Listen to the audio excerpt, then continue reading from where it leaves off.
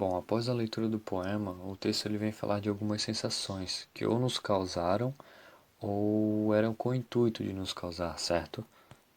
O texto diz o seguinte: esse calafrio não é mais um medo humano, é um medo cósmico, o medo antropocósmico que faz eco à grande lenda do homem diante de situações primitivas. Do porão, talhado na rocha no subterrâneo, do subterrâneo à água parada. Passamos do mundo construído ao mundo sonhado. Passamos do romance à poesia. Mas o real e o sonho são agora uma unidade. A casa, o porão, a terra profunda encontram uma totalidade pela profundidade. A casa se transformou em um ser da natureza. Após a leitura do texto e alguns destaques abaixo dele, ele traz também algumas opiniões, dizendo que aquela leitura ela pode trazer uma grande tranquilidade ao leitor, que é por ser um sonho cósmico de Bosco. E assim, e tem uma frase que me chamou bastante atenção, que é o seguinte: assim vão os sonhos em sua grandeza sem limite. Após a leitura dessa frase no texto, eu fui dar uma pesquisada para ver se eu achava alguma coisa sobre o significado dela, o porquê dela estar assim no meio do texto. Eu não achei muita coisa, mas tudo que eu achei referente a isso diz que os sonhos eles são realmente limitados. Eles podem ou às vezes ser muito bagunçados, ou talvez tem frases para inspirar a gente a buscar os nossos próprios sonhos como objetivos. Há vários pontos de vista referente à mesma frase. Bom, após isso, o texto ele vem trazer uma referência sobre o espaço. O texto ele aborda dizendo alguns exemplos, por exemplo, uma torre, que se nós imaginarmos uma torre arredondada, alta, com o teto abobadado, provavelmente ela teria uma luz tenue, ela teria uma janela, o quarto seria bem no alto e possivelmente teria uma leve donzela nele, com características bem amigáveis. Após isso, o texto vai trazer uma relação que, se nós pudéssemos ser os arquitetos dessa casa, em nossos sonhos, por exemplo, de uma casa onírica, certo? Ah, nós levaríamos em condição, por exemplo, se uma casa teria de 3 a 4 andares. Por que que muitas vezes nós mesmos nos confundimos sobre isso? Nos sonhos, nós temos grande dificuldade de contarmos uma sequência de números correta. No texto A Poética do Espaço, o autor ele diz que as moradias não se encontram mais em meio à natureza. Elas se tornaram fictícias nesse contato. Tudo é máquina e a vida foge de todos os lados. Ah, um exemplo que ele dá é que para nos, para ele, na verdade, perdão, se conectar com a natureza ou ter um pequeno contato mais próximo, ele imagina sons, ele substitui sons. Ele sabe que ele está na casa dele, que ele tem a poltrona dele, que ele tem o quarto dele. Mas ele imagina que a sua poltrona pudesse ser, por exemplo, um barco à vela, as buzinas dos carros seriam tempestades, o simples som dos carros nas ruas ele imagina que pudessem ser trovões. Logo em seguida a essa marcação, ele diz uma frase que me chamou bastante atenção também, que é o seguinte: eu durmo então, embalado pelos barulhos de Paris.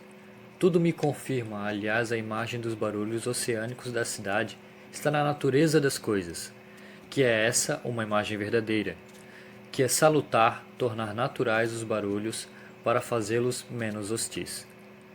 Um segundo ponto a ser destacado seria o seu conceito sobre as imagens desse autor, que ele disse que todas as imagens são boas desde que saibamos servir-nos dela.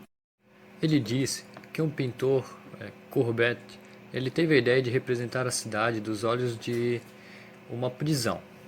E com isso ele escreve a um de seus amigos, certo? Ele diz o seguinte: eu teria pintado isso no gênero das minhas marinhas, com o céu em uma profundeza imensa, com seus movimentos, suas casas e suas cúpulas, simulando as vagas revoltosas do oceano. Seguindo nosso método, quisemos aguardar incidentalmente a cosmicidade da nossa casa. Com isso, a gente pode perceber que a casa não é simplesmente uma construção e nada mais. Ela pode ser vista como um mundo mesmo. Nós podemos perceber sons, objetos, e se nós imaginarmos, nós podemos substituir por pontos de vista da natureza ou até mesmo do espaço. Como diz no texto, o real e o sonho são agora uma unidade. Além das lembranças positivas, que são materiais para uma psicologia positiva, devemos reabrir o campo das imagens primitivas que foram talvez os centros da fixação das lembranças deixadas na memória. Pode-se fazer a demonstração das primitividades imaginárias, mesmo sobre esse ser sólido da memória que é a casa natal. Encontraremos um exemplo bem claro de uma concentração de alegria de morar lendo uma página admirável do livro em que Henri Bachelin conta a vida de seu pai. A Casa da Infância, de Henri Bachelin, é a mais simples de todas. É a casa rústica de uma povoação do Morvan. Entretanto, com suas dependências camponesas e graças ao trabalho e à economia do país, uma moradia em que a vida da família encontrou a segurança e a felicidade. Para um fenomenólogo que busca as raízes da função de morar, a página de Henri Bachelin é um documento de grande pureza. Então ele cita: eram horas em que, com força, juro, eu nos sentia como que eliminados da cidadezinha, da França e do mundo. E eu me enchia de prazer quando nos imaginava vivendo no meio dos bosques, numa cabana de carvoeiros bem aquecida. E eu gostaria de ter ouvido os lobos aguçar as unhas no granito, sem a fim de soleira da nossa porta. Quando abrigos encaixados uns nos outros, verificaríamos se registrássemos em seus detalhes e em sua hierarquia todas as imagens pelas quais vivemos nossos devaneios de intimidade. Quantos valores dispersos poderíamos concentrar se vivêssemos com toda a sinceridade as imagens de nossos devaneios? A cabana do eremita é o antitipo do mosteiro. A cabana não pode receber nenhuma riqueza deste mundo, entre aspas. Ela tem uma feliz intensidade de pobreza. A cabana do eremita é uma glória da pobreza. De despojamento em despojamento, ela nos dá acesso ao absoluto do refúgio. Heinrich Neumann estudou o sonho de uma paciente que, olhando do alto de uma torre, via estrelas nascerem e brilharem da terra. Saíam do seio da terra, a terra não era nessa obsessão uma simples imagem do céu estrelado. Era a grande mãe geradora do mundo, que gerou a noite e as estrelas. Demos todo esse desenvolvimento a uma imagem que pode parecer banal para mostrar umas imagens não podem manter-se paradas. O devaneio poético, ao contrário do sonho de sonolência, não adormece nunca. É sempre preciso, a partir da imagem mais simples, fazer irradiar ondas de imaginação. Mas, por mais cósmica que se torne a casa isolada, clareada pela estrela de uma lâmpada, ela se impõe sempre como uma solidão. Vamos por dar ao último texto que acentua essa solidão. Então o autor cita: as vidraças iluminadas de uma cabana distante, a última cabana, aquela que está sozinha no horizonte diante de campos e dos banhados. E continua: era inútil estarmos bem perto um do outro. Permaneceríamos como três seres isolados que veem a noite pela primeira vez. A expressão que não meditaremos nunca o bastante, já que a mais banal das imagens, uma imagem que o poeta viu certamente centenas de vezes, recebe de súbito o sinal de primeira vez e transmite esse sinal à noite familiar.